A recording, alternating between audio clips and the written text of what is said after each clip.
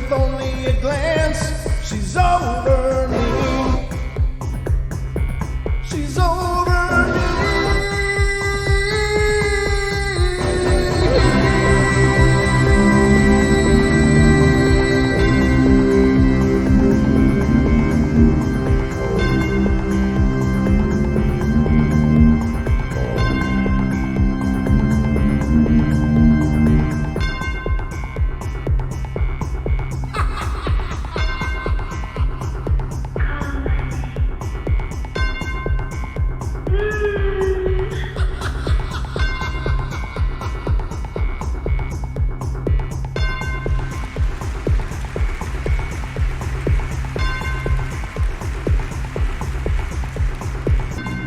All right, everybody, welcome to the Paranormal Portal Bedtime Stories from Beyond. I am your host, Brent Thomas, and I hope you're having a wonderful day. Thank you so much for being here. Hi, Rick. Good to see you. Mogion, good to see you. Joe Kukowski, great to see you guys. Brian Gaska, how you doing, brother? Good to see you. Haven't seen you for a while, but glad to see you made it in. Because you never want to be late for some paranormal. That's all I'm saying. You got to recognize. But it's great to see you, brother. Thanks for coming in. Duke, of course, is here. Hello, Duke. And I'm sure more and more of you are coming in all the time. Gina, how you doing, Gina? Great to see you. That's a new name. Gina Berthelot. Okay, that's cool. Sorry, I don't have my glasses on, and so some of those letters kind of blend together. I try not to wear them if I can, because it's like the screens are kind of at that in-between part where, like, I can see things really clearly here, but sometimes over on the other monitor, it's a little bit different. So I don't know. If I wear my glasses, I wouldn't be able to see this one. But if I did wear my glasses, I could see this one. If I don't wear them, I can see this one. But I have a little more trouble seeing this one.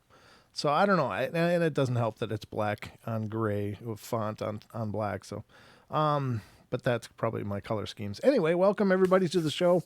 I hope you guys are having a wonderful Monday. It's now behind you, so you can move on to Tuesday, and I think things are going good. It's getting dark out way too early, but we kind of just went right from summer into winter here. So I'm still lamenting all of the changes, but I guess it doesn't do any good to whine, but I do reserve the right to whine incessantly into my microphone. And that's just a host privilege, I guess. But anyway, thank you guys for being here. I hope you all are ready, because it's time for bed.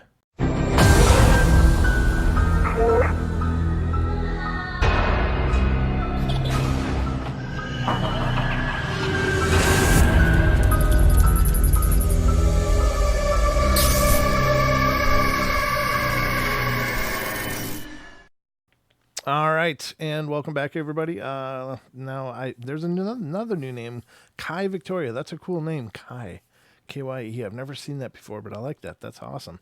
Always like seeing new names jump into the chat. Joe Kukowski, good to see you. Todd Evans. Let me just pull up the list, and we'll do this official. And not that the list is even close to complete. And in fact, I don't see Kai's on this list at all. And I just saw, oh yeah, okay. So I got Brian Gaska, Brian Sullivan, which is the Duke. Cameron is here. Cha-Cha just came in. Good to see you, Cha-Cha. And Deborah, hello. Gina Berthelot, good to meet you, Gina. Joe Kukowski, Kai Victoria, great to see you, Kai. Lewis, welcome back, brother. Mogion Monster, welcome back. Renee Harvey is here. Rick, a.k.a. Purple Hobbit, is here. The Rotman, Mr. Ken, is here. Great to see you, Ken. And Todd Evans. How you doing, Todd? Welcome all you guys that are chatting thus far. The roster is going to grow incredibly. We always start out with this smaller group, but then it gets up to a lot more people as time goes on. And I don't know if it's due to notifications taking a while or what, but whatever the case, I'm glad you guys are here. So if I didn't say your name and you want to shout out, just do your best to say, hey, I'm here. And I will say hi, of course, because I'm always thrilled to see more people coming into the shows. But I got a good show lined up for you tonight. I hope to keep you entertained. But if you want to be on the show, like you've got a paranormal experience of your very own that you'd like to share, please feel free to do that. You can call in at any time to the show. The phone number is 720-923-0500. Again, 720-923-0500. And if a little bit from now you go, oh, what was that number? Because I want to call in. Just know that the number's right up here, right above my finger, underneath the words Paranormal Portal. And that's how you do it. Just pick up your phone and give us a call. We'll be happy. Or we, like me and my multiple personalities, right? It's just me here, but I'll be happy to take your call. So anyway, I got some stuff to share with you here today. Right off the bat, our new podcast is out today, and we've just done really tremendously with our podcast. And a great thank you to all of you who have been downloading and checking out our podcast. It's been going great. I believed it would be a good thing, but I'm just absolutely blown away by the reception that people have been giving us in the podcasting world and checking it out and spreading the word and all the wonderful feedback that we're getting. So thank you guys so much. It's absolutely humbling, but it's wonderful. I'm just thrilled, absolutely thrilled that so many people have been checking it out and referring other people to it as well. So, and more people are reaching out, via email and saying, hey, I got some stories. Well, I think, I'm going to start interviewing people on the podcast that I've had encounters. I've always been a little hesitant to do that because I don't want to do, what Wes is doing, what Tony are doing. And I don't want to be, you know what I mean? I don't want to recreate their shows. They already do them brilliantly. And, I just don't want to try to compete with that because I don't think I can. I couldn't do it as well as Wes Germer or Tony Merkel. But I think that in some cases, people have a lot of experiences, and rather than them try to communicate them through emails, there's going to come times where I am going to pull people on. I just received an email today. The person has a really in-depth story.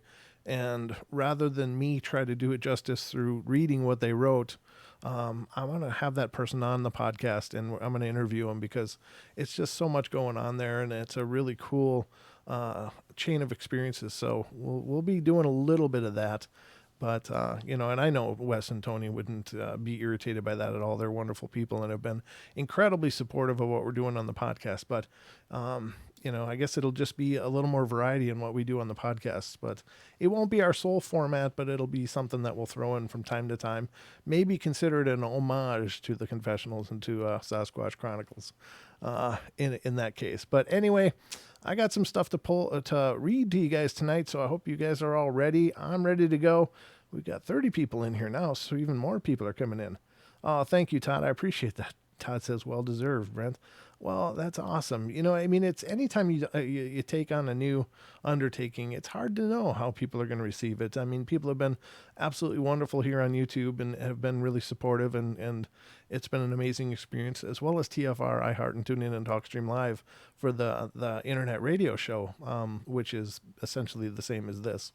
But, when we're entering the podcast world, we're not really well known there, so it's hard to know how we're going to break through and how people are going to receive it. But everybody's been absolutely amazing, and thank you to those of you who've been perpetuating that and letting people know about the show. I think the hardest thing in any of these arenas is just to get noticed, because there's so many people out there doing it. So the fact that you guys are saying, hey, check out this show, and bringing more people in, to me is just the greatest compliment of all, because the best referral is word of mouth. When somebody or like enjoys a show and they tell you about it, you're going to take that, you're going to take their word for it a whole lot quicker than you're going to just see an ad and go, hey, maybe I should check that show out. So lots of people have been really supportive. So I don't mean to go on and on about that, but it's just no small thing. It's just such a huge thing for me and for the show. So anyway, I've got some stories of haunted hospitals that were left over from our podcast that we recorded last night. We did two parts of haunted hospitals on the podcast, and I have a few left, not enough for another show in the podcast, but I figured it would be a good way to start off the night tonight. Sorry, I'm just really dry. And then I can close this window because I've had it open now for, a week and a half. So I want to close it. Let me see. Did I read this one? Yes, I did. I read this. That was the last one I read on the show last night. That aired today on the podcast. So I got another one here. And again, these are from haunted hospitals, and hospitals, ladies and gentlemen, are hotbeds for paranormal activity. And it stands to reason when you think about the fact that it is one of the premier gateways to and from this world. People are coming into this world through hospitals, through being in hospitals and being born in hospitals. And people are, leaving this world through hospitals and, end of life kind of things, or accidents or disease or whatever. And so they pretty much, by definition, are nearly really portals, because there's always coming and going into this realm and out of this realm.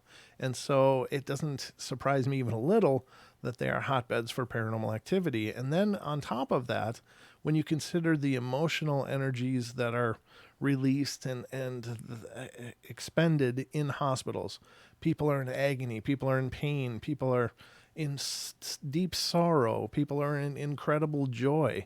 So there's all these amazing polarities of energy happening in hospitals. So, if there are beings that subsist on these kind of energies, of course they're going to gravitate to these places, because it's like a freaking buffet. And so they can come and just live there and continue to take in those energies however or wherever they need to. So it doesn't surprise me even a little that many hospitals are experiencing a whole lot of paranormal activity. So we're going to get into some professionals that work in hospitals, whether they're nursing or security or whatever, that have had experiences in the hospitals they work at. So the first one tonight is: every night before the next shift comes in, I check on all my patients and make sure their briefs are clean, refill water pitchers, etc. And this is usually right after sunset. 3 different patients in 3 different rooms have told me they're frightened of the tall, thin man standing in the corner, and then they point right over my shoulder. It's really unsettling. Yeah, that's creepy. That's really creepy. And that could be just one of those lingering presences, Another one that says, I work on a pediatric bone marrow transplant unit, and sadly, we have a lot of kids that pass. Our kids stay here for longer periods of time, usually 1 to 6 months, just inpatient. So we have to rotate them to different rooms to make sure everything is clean. One particular 3-year-old boy doesn't have family come visit, and he never really communicates with staff and would only occasionally chatter to himself. We moved him to a room where a little girl had recently passed, and we started noticing him talking to different places in the room and staring and nodding when alone. When he started saying new English words, though, he hadn't had an increase in visitors. My coworkers are convinced he's talking to the little girl that died there. And though I'm a pretty skeptical person, I still get the creeps when I walk by and see him talking to himself. Wow, you'd think, it might be neat if somebody recorded some of those conversations just to see, if he's indeed exchanging ideas and dialogue, and if perhaps there's EVPs to be gained there. I realize people don't generally actively investigate, these active hospitals. Usually it's decommissioned hospitals that are hotspots for paranormal investigators. But in a situation like that, it'd be really interesting to see if it would be possible to investigate something like that, because that would be incredible. Could be a groundbreaking kind of investigation, really. So here's another one. I work in a level 1 trauma center, receiving for 11 counties, implying a fair amount of carnage routinely. One morning between 3 and 4 a.m., I was alone in the bay, and we have 4 trauma bays and 2 recess rooms, I think that means resuscitation, in a rectangle surrounding a nursing station. Catching up on documentation, I became aware of a man walking from behind me on my right, outside the nursing station, and into one of the trauma rooms. Except I hadn't heard any doors open. They're big, noisy, motion-activated doors, and he looked at me over his shoulder as he walked through the room doors, but didn't answer when I called out, "Hello?" Well, I walked around, losing sight of the bay door as I rounded a big column to make sure it wasn't just a lost visitor and there was no one there. There's no way out other than the door, and it was out of my sight line for maybe a second maximum. I later related the story and the heebie-jeebies I felt while I was looking for the strange dude to another nurse. She said she had had an identical experience that very same week. People bring it up from time to time, same story. Guy walks into the room and then is gone by the time you go look for him. And we've decided to just leave him alone. I hope he finds what he's looking for, though. That is intense. Very intense.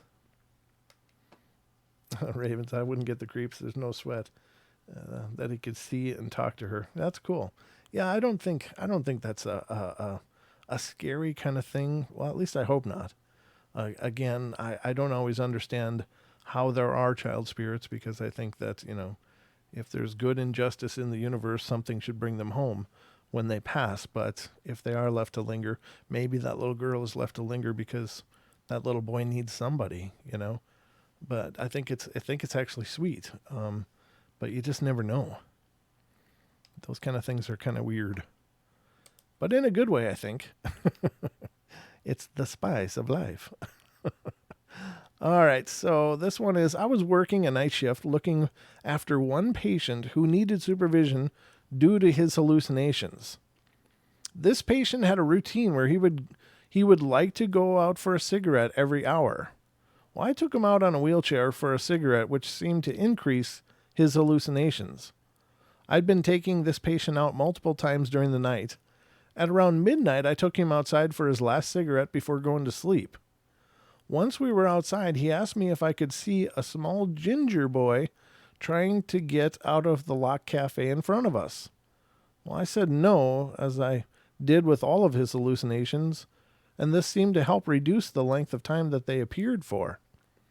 He then informed me that he could see a man and a dog running towards us. Well, this is a dead of night with no around in the hospital. No one around in the hospital, I assume. And there was no man or dog. However, when the automatic doors 50 meters behind us opened with no one in sight, I was no longer sure if they were just hallucinations. I moved us back to the ward very quickly after that. Yeah, that's pretty powerful. So the automatic doors went off like somebody did indeed run into them. Huh. Okay, so here's another one. My mother trained as a nurse in the Old Westminster Teaching Hospital in London in the 1950s. On one of her first night shifts, she was doing rounds in the children's ward. Everything was fine and all the kids were asleep. But in one of the rooms, she found a sink faucet running, which is a bit weird because it had been fine when she'd been by a few minutes before. She figured that one of the kids had got up and been thirsty or something, and turned it off and carried on with the rounds. When her shift was over, she checked out with the matron, who asked if she had anything to report.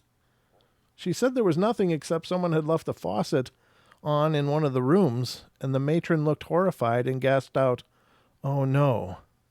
She then explained that the ward was haunted by a ghost, which washed its hands, leaving the faucet running when a child was going to die.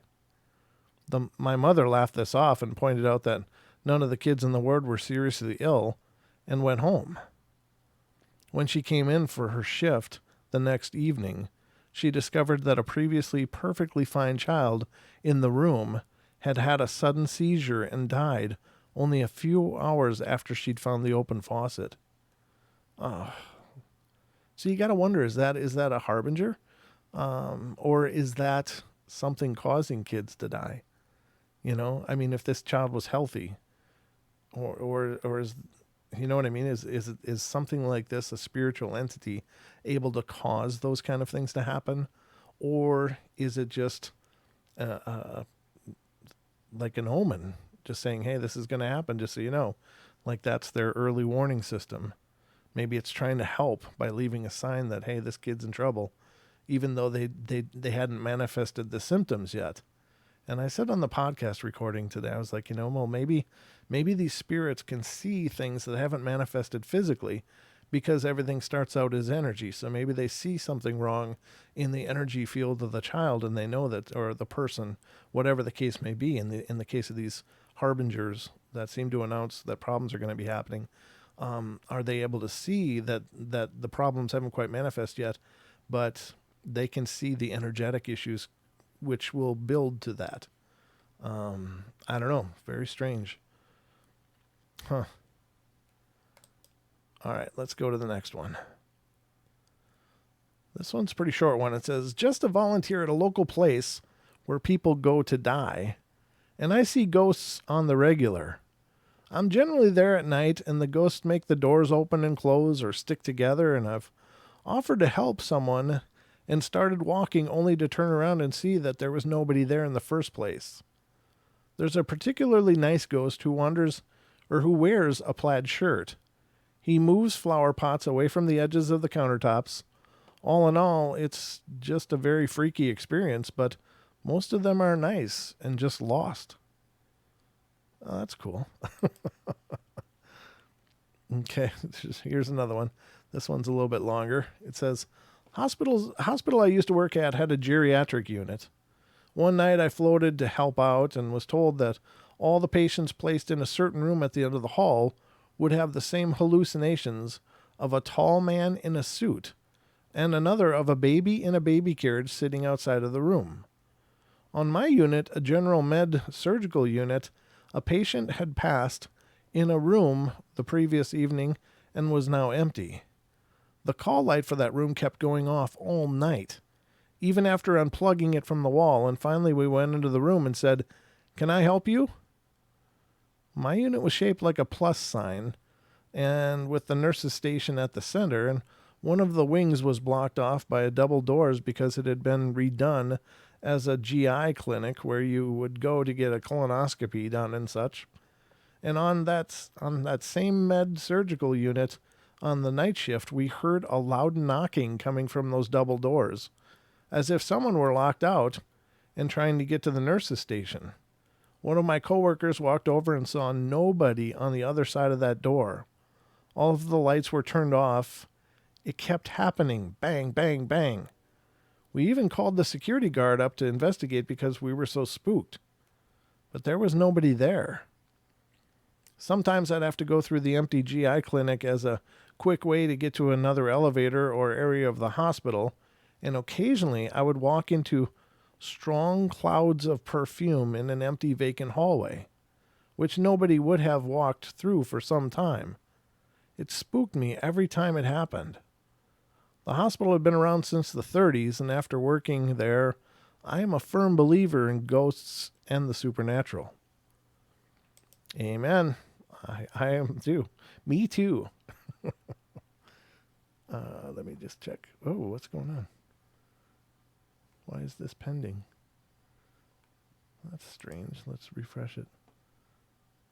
I'm not sure why it says the phone line says conference pending. I know I connected it. Oh, it looks like it disconnected. Let's try again. In case you guys were trying to call in, that would be a bit of a problem. It was disconnected. So the phone lines are now up if you were trying to call in. Just, I don't know. I don't know when it disconnected or why. But it's all back up now. So just throwing that out there in case you guys wanted to call in. Okay, so this is another one. This is, I believe, the last one, but it might not be. There might be one more. So LTC nursing is a great place to see weird stuff. There was the church lady, prophetess, who routinely let girls know that they were pregnant and asked me about people in my life. There was the room that would go pitch black occasionally, couldn't see any light for a minute or two. There was the room that had 3 consecutive residents screaming about the murderer killing children. And there was the patient that kept telling us to help the old man and described the prior patient perfectly. He died weeks before she was even admitted. And there's a squeak of shoes all night in the Alzheimer's unit. The random screams, the chairs rocking on their own. I could go on and on. Wow. Yeah, I would love to investigate an old hospital. I think that would be just phenomenal. Not that not that they're necessarily a ton more activity than just say a haunted house, but I just think that there's more likely a buildup of several entities and not just one.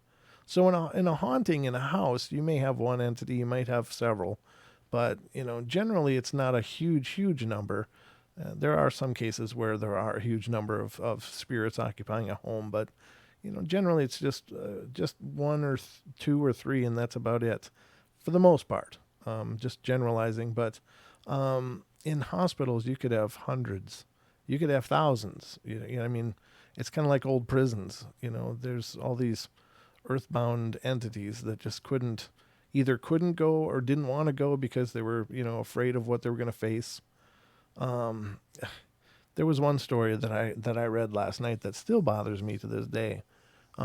For the recording for the show today on the podcast, and I don't remember it verbatim, but it was literally a small one paragraph story. But they said there was a patient that was brought into the emergency room, and he was bleeding profusely, and they working to resuscitate him, and he had lost consciousness, and then coded. He was died on the table, but they were able to resuscitate him.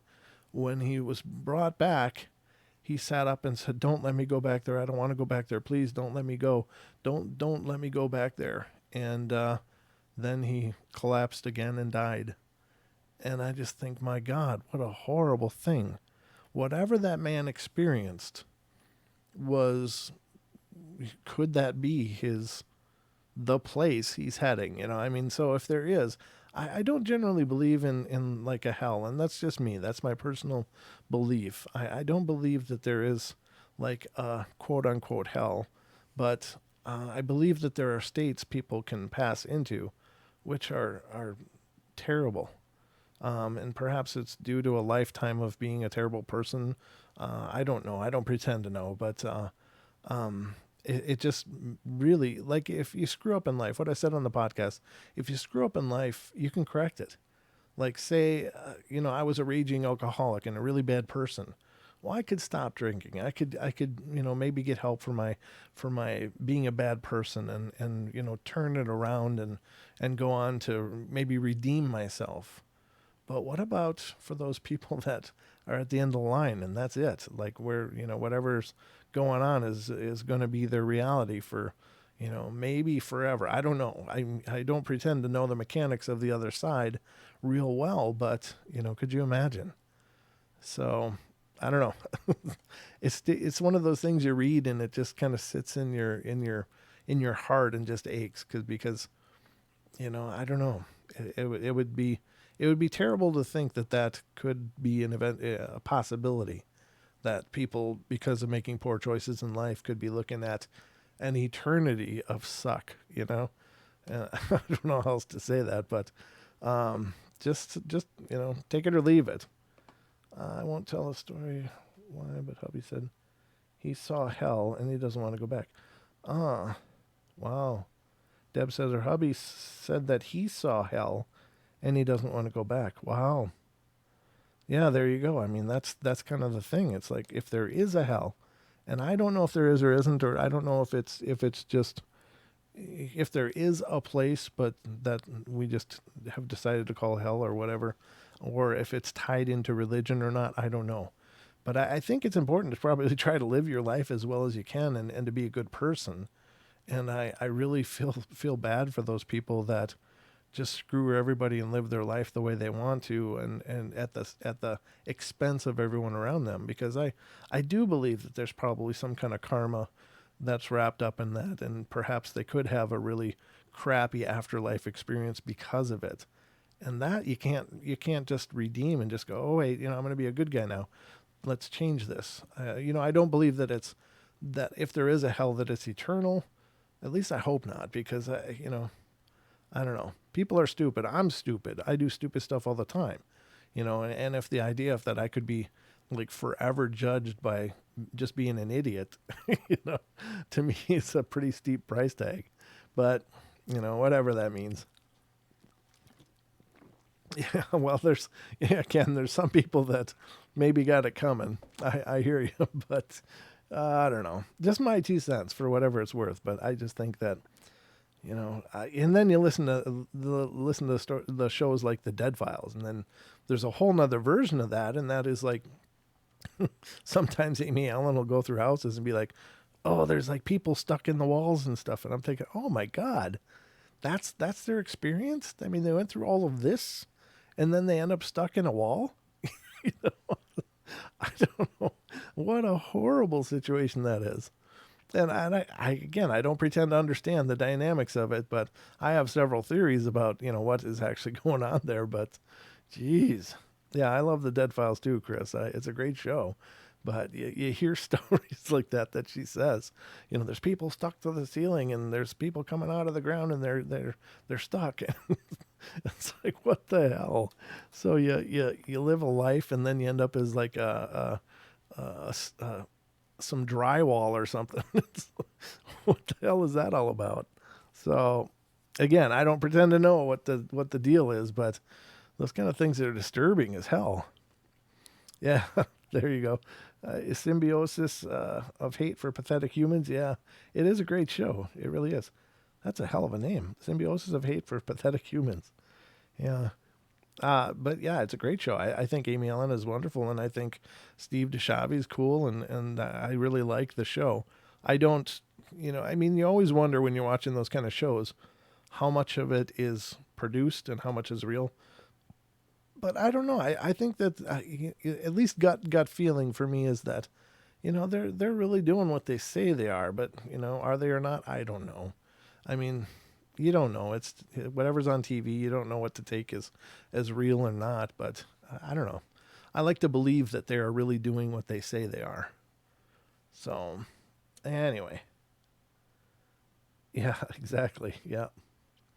It makes you wonder, but I don't know. It's okay to suspend disbelief. I mean, it's okay if you watch a show and it's entertaining and you enjoy it. Of course, there's always going to be people. Oh, that show is so fake. That show is so fake. And other than it being just because it's a show, most people say, well, that's why it's fake because it's a show, and that might be true to some extent. But I believe there's got to be some shows out there that are just the real deal and just doing the best they can. Now, I don't think that they all have control of all of the editing that goes on that may sensationalize some things.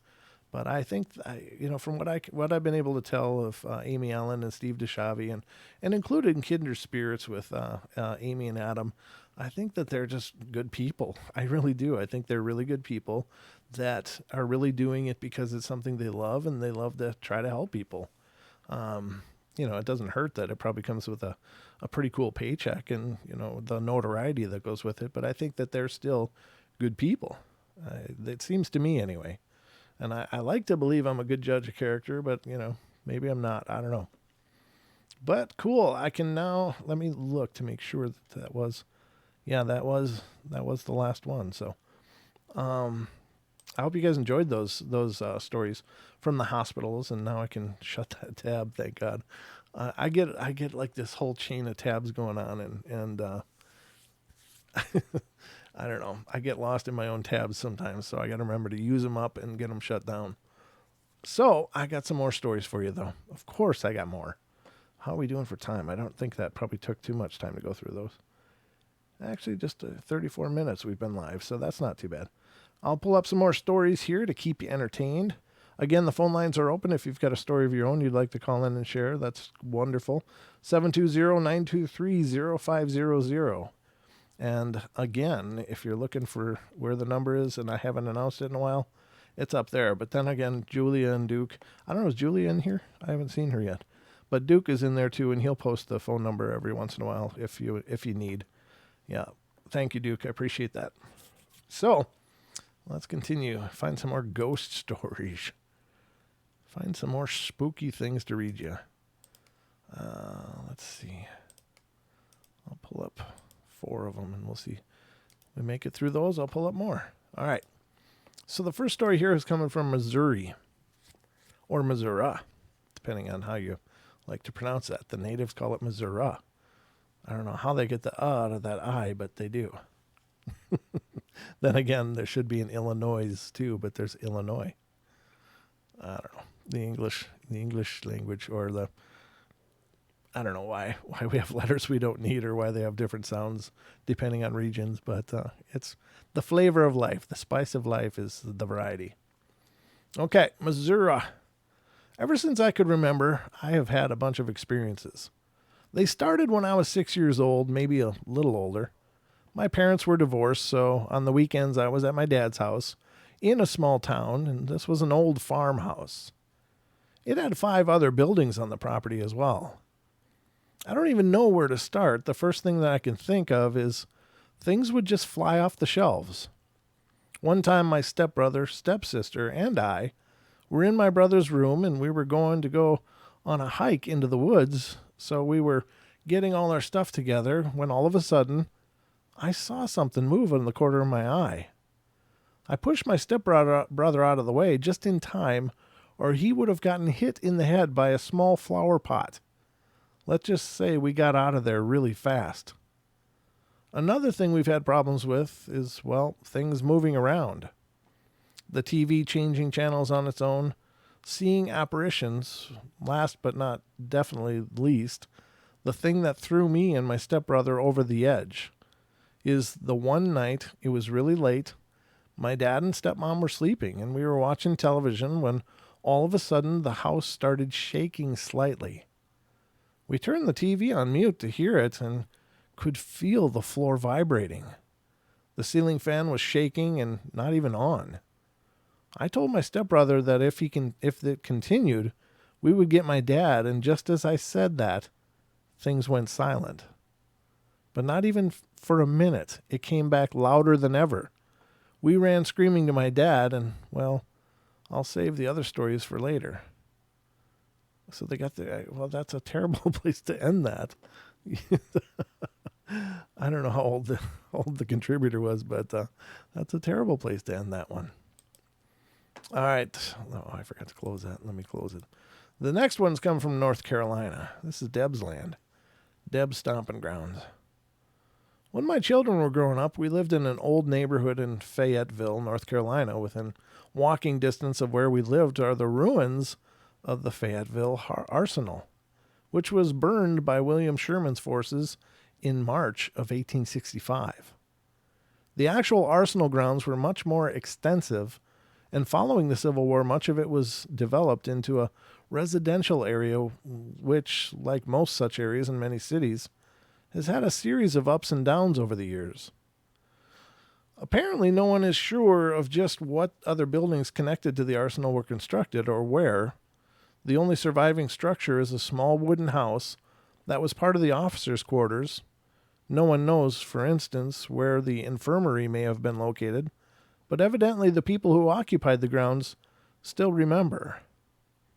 There were a lot of things of a pretty peculiar nature that occurred when my 2 boys and I moved into an apartment within 2 blocks of the grounds. One of my neighbors told me of the odd occurrences in her apartment, most notably of the presence of something very feminine.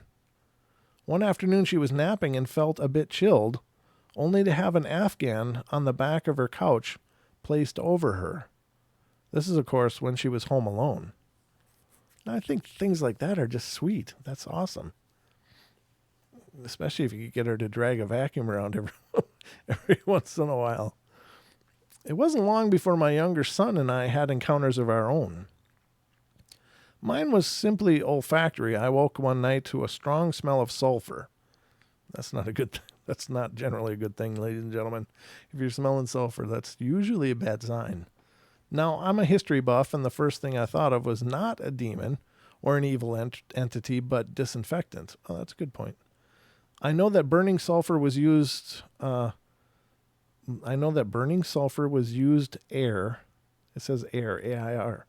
Least as recently as the 1930s as a fumigant in sick rooms. Oh, I did not know that. That's cool. My son's experience was not nearly as mundane. One summer evening, he was sitting on the porch.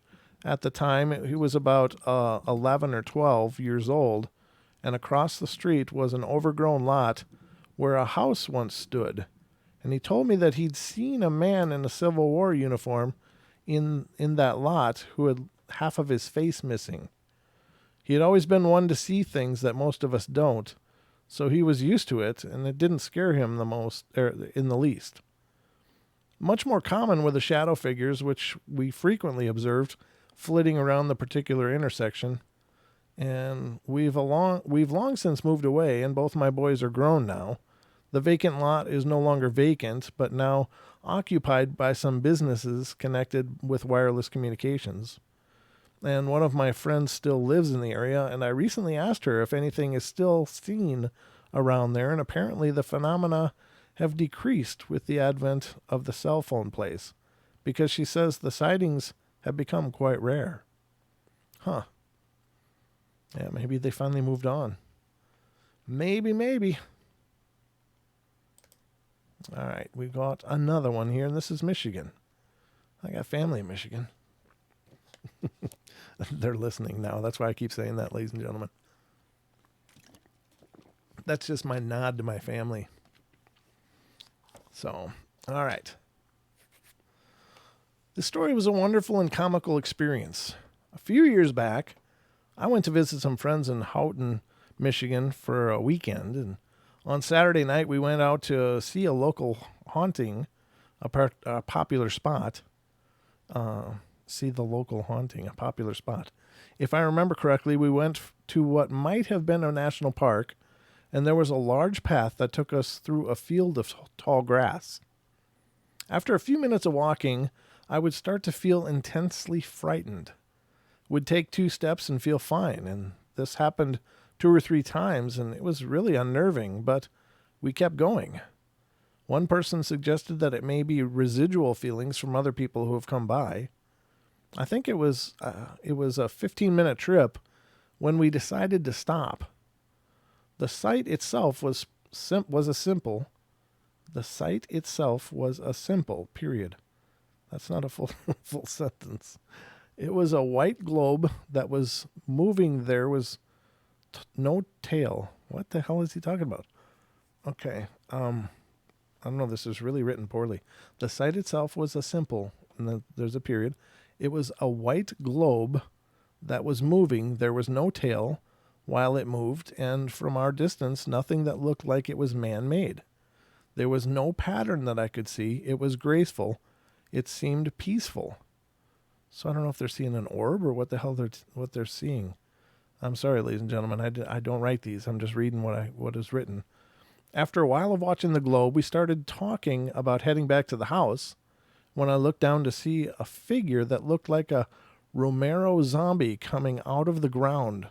When it got closer, I realized it was a very drunk girl who had decided to move in closer to the globe and was crawling up the steep incline we had decided to stop at. It was an odd way to end the night, but we had a good laugh at that. The legend I heard about the lights is about an old railway man who still walks his line after an accident. The trail runs along the line of an old track, but I don't remember if the track is still there or not. Either way, it was an interesting time, and one day I want to return. I wish I could tell you exactly where it is, but I do not know the area well enough, and it was out of the ways from the town. Also, we were not doing any official ghost hunting, though one day I think I might want to go back and get closer. I have a terrible night vision from living in the city all my life. Okay. Huh. Well, that's interesting.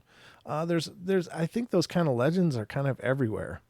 Wherever people see these strange orbs of light, there's always seems to be a legend of an old railway conductor walking with his lantern and probably got hit by a train or some other accident and still walks those rails at night or whatever.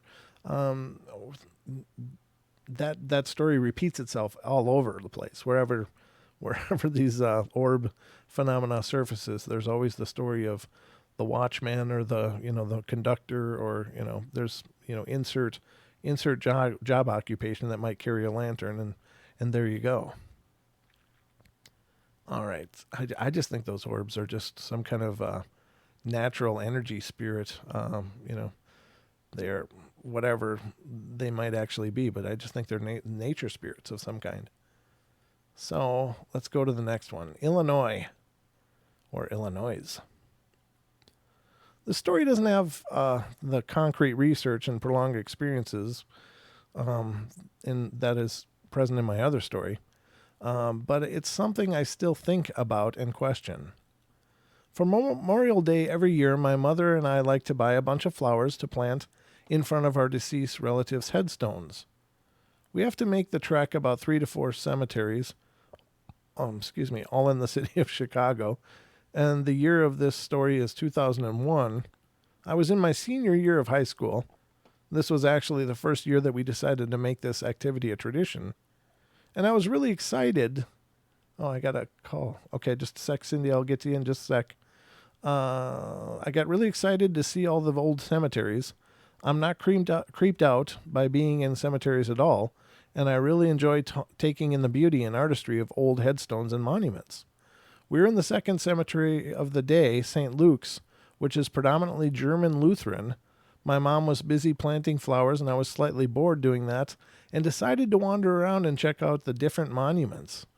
It's a pretty big place, but I always have had her SUV in view, and it's pretty hard to miss since it's bright yellow. I was fairly good distance away from her when I felt the temperature drop slightly. It could have been the shade from the trees, but it was a very hot day. And then I began to notice bubbles floating around, and there weren't too many of them, but they seemed to be only floating maybe a foot or two off the ground. It kind of made me laugh because I thought maybe there was a family with small children there, but I looked all over that area and couldn't find anything or anyone that would have explained this. I didn't see any caretakers, visitors, or vehicles. I tried to follow the bubbles to see if they led anywhere, but they would just float and then attach to the grass or burst. At this point, I was confused and disoriented, and I couldn't see where my mom's car was, and I finally made it back to her after jogging a bit, and I explained what had happened to her, and we drove over there, but we couldn't see any person or anything that could have created the bubbles. These were not orbs, they were real bubbles, and I know it sounds crazy, but I just wanted to see if anyone else has heard or experienced anything like this. No, that's really bizarre. That's crazy. I don't know. I've never heard of people seeing ghostly bubbles, but I don't know. It's a manifestation, so I guess anything's possible.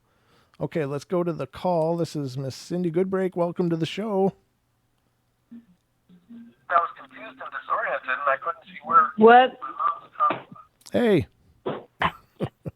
Hey, sorry, I had my laptop open and it wasn't matching what my cell phone was saying, so I just shut that. That's crazy. No worries. How you doing? Oh, fine. I was going to try to get my son I heard what y'all were talking about. Mm-hmm. And I was going to I was going to type it first, but oh well, I called you. I was going to see if he wanted to tell his encounter of that night that they were chased by whatever. We were actually talking about that today. I'd love to hear that. Yeah, absolutely. Or we can do it another night. We're all planning. Well, when you're doing like ghost stories or stuff like that. Well, if you want to do it now, we sure can. Or otherwise, we can do it tomorrow night on the show. If you want to just schedule it for then. Oh, well, hold on. I don't know. Or why don't you, can you do another story and then let me ask him and then we can come back to it? Or okay. If you hang up, I can always call back. No, I'll just put you on mute and I'll do another story and then I'll come back to you. Okay. Cool. Yeah. Okay. All right. Hang on. All right, ladies and gentlemen, I'm going to do another story. We might be going long tonight, and that's okay. I don't mind if we got some good material to go over. I would love to hear that story again. Cindy shared it with me before, but it's really bizarre. Really bizarre. A wild story. So the next one is a pretty short one. It says, a year ago, this was from Virginia, by the way. A year ago, I was with my sister and her friends walking down our dirt road when I saw this hobo sitting on the ground with his back against a tree.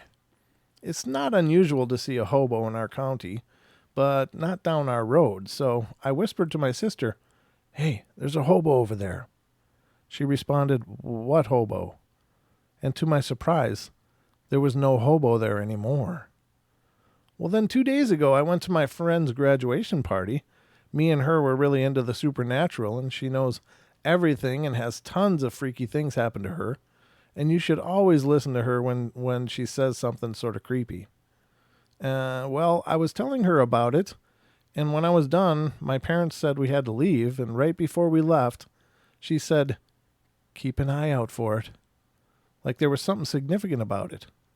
So right now I'm kind of creeped out about it, and I don't know anything about a hobo ghost or can't find any stories on why it would be significant. But she asked me if it had blue jeans, and it did have blue jeans. And I think it had a hat. It was pretty detailed, yet a little transparent. That same day I saw a big black shadow that definitely was a figure of a man, and it walked across my driveway from one side of the woods to the other. I got really freaked out and locked the door because I thought it might be like a psycho killer dude walking in our woods. This one, though, had no color or detail like the other. This was opaque, just a dark, dark shadow, manly figure. Does anyone know the significance of the hobo? It would be really appreciated. I don't. I don't know what that could mean. I'm just looking in the comments. No, doesn't seem like anybody else does either. All right, let's check back with. Oh, she hung up. Cindy hung up. So, I guess it's going to be another night then. I'm not sure what happened. I guess we lost connection or she hung up. But let's see, what are we at with time? Okay, so we're at 52 minutes. I'll read another story, and if she's not back by then, I guess we'll call it a night. But let me pull up another story while we wait and see. This one has to do with a Ouija board. Ouija boards. Hi, my name is Chris, and the story's coming from Florida, by the way. As you may know from reading my last story, no, I don't know, Chris. I'm from a small town in the deep southern parts of Georgia. I moved to Florida back in 1998 and had resided there up until 2007 when I joined the U.S. Marine Corps. And now I'm stationed overseas here in Okinawa, Japan. This story takes place at one of my best friend's houses in the small neighborhood in northern Florida where I had most recently lived back in the States. It was the middle of summer 2006, if I recall correctly. My friend, his two brothers, his mother, his mother's boyfriend, and myself were talking about the paranormal or something of that sort. So my friend's little brother took out this Ouija board, and they were talking about using it to talk to spirits. So we all went into the master bedroom, or bathroom, and that was the only place that was quiet since my boyfriend's grandmother was in the living room watching TV, and we gathered there to try this new thing. They started off asking simple questions like, "Is there anyone in here?" Or, "If there's anyone in here, please let us know," but nothing. After about 5 minutes, we were all about to give up, and we asked it once again, "Is there anyone in here?" And the planchette slowly moved to yes. Well, I took my hand off and asked if that was them messing with me, and they smiled and looked at me and said, "No, it's just moving by itself." So me, being skeptical, started asking only personal questions about myself per se. Who I was dating at the time, none of them knew then, and other simple things of that sort, and the board answered, to my disbelief, the correct answers. So I then went a little more personal, asking the board questions about my past and things having to do with my grandmother that had died in 1991 in a tragic car accident. Everything was right. I was amazed by this connection to the outside world. Mind you that by now, it's just my friend's little brother because everyone else had gotten bored and went to bed. And it was around 1 or 2 a.m. and we were talking to his deceased father that had passed in 2003 as well. To make sure it was him, we would ask him questions about how he died and if he was in the house or looked after the 3 boys all the time. And he said yes. We had talked to one other spirit that night, and that was very weird because it was supposedly the spirit of a young child from Mexico that was also killed in an accident and that had missed his parents and family. And he spelled the words out, not that of a child spelling, but just as if you and I were on the board. That night wasn't at all discomforting or bad feeling. It felt very welcoming and cozy, talking to the spirits of the deceased. So then, after that night, came a series of nights where we would just use the board and talk to these spirits. And the next story I'll post will be about 2 experiences in the same night. So stand by for that one. It's definitely a little more disturbing. so that was just a nice Ouija board session. Okay. And then those happen. I'm not saying, I don't ever mean to imply that you can't have wonderful experiences with the Ouija board, but it's a blind channel. And a blind channel means you're not in control of who you're contacting. You're not in control of anything. You're just opening up, and whatever's around is around, and it might be definitely not something you want. So I don't know. It's up to you guys to come to your own conclusions, but I think it is a tool, and as such, it can be used appropriately, and you can have wonderful experiences. But if you make a bad connection and stuff, you've got to have protections in place. And one such protection would be to cleanse your area, say prayers over it or whatever, using whatever faith you want to use, or, symbols, candles, etc. Things that are supposed to create a positive, warm environment. And, it has a lot to do with candles. And then it would be colors of candles, and then along with incenses and sage and et cetera, et cetera, et cetera. So I think it's important, if you're going to use a Ouija board, to be really, really careful. Make sure to cleanse and try to create protections against negative entities coming through. So, but again, I'm not encouraging people to use it, nor discouraging people from using it. Just do your research. You should never open a portal you can't close. So, and then learn how to close it. Like really close it, not just moving a piece of plastic over goodbye. There's much more detailed ways to close. And that should make sure that no portals open and other problems. All right, so I guess that's it. Cindy she's probably messaged me on Facebook or something. So anyway, I guess that's going to wrap it up. Let's see. I'm just checking the chat. Anything going on? Did I miss anything? Anything I should have seen or done, not done? What? Oh, just been busy since the Spokane event. Yeah. Okay. Hey, Brent, don't forget the caller. I didn't forget, Ken. She disconnected. So I don't know. I guess they decided on a different night. So, oh, he can't do it tonight. Sorry. He's studying. Okay. Gotcha. Yeah, we'll do it whenever, but any of these bedtime stories, it's fine. Or if you want to call in on Wednesday, you can do that. Don will be here as well, and we can talk. Or it's up to you. But whenever he wants to call in, I'd love to have him on the show and share that experience, because I know you've shared it with me, and I know it's incredibly profound. So, would love to see it. Same name on Facebook. Yeah, my Facebook page for the show is facebook.com/Paranormal Portal Radio. So if you just type in facebook.com/Paranormal Portal Radio, that'll be the show page. Otherwise, you can look for Brent Thomas, me, and there's a picture of me. But either way, yeah, that's a great thing. Thank you, Rick, for bringing that up, because that's the best way, ladies and gentlemen, right now to stay in touch with what's going on with the show. I post any announcements and stuff there, or Don does, or whatever. So if you're ever wondering what's going on with the shows, check that Facebook page.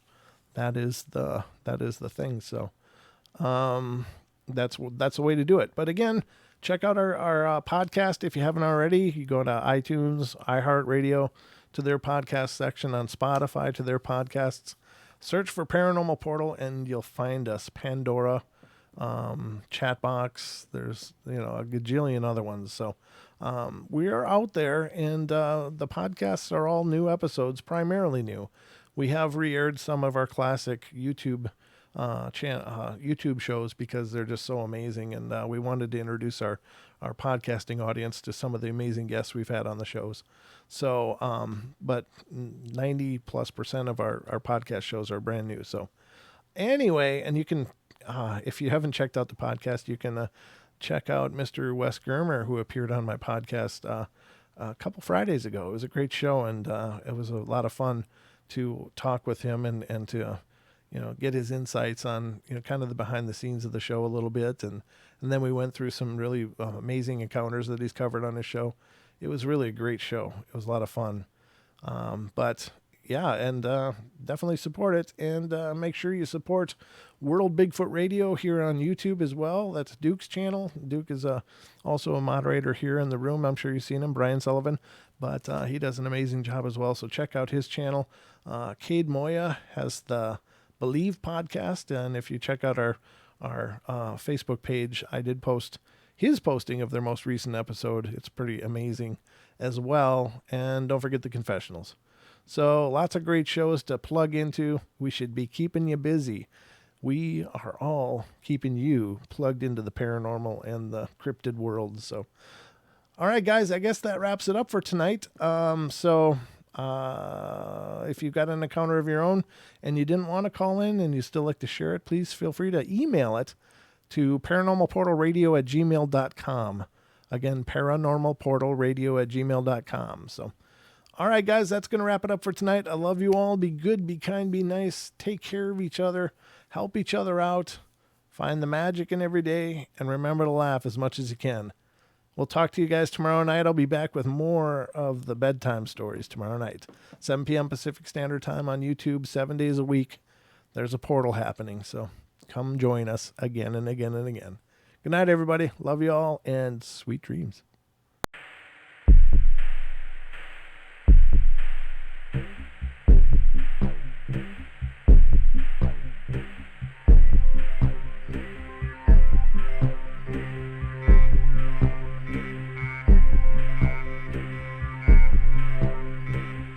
Woo!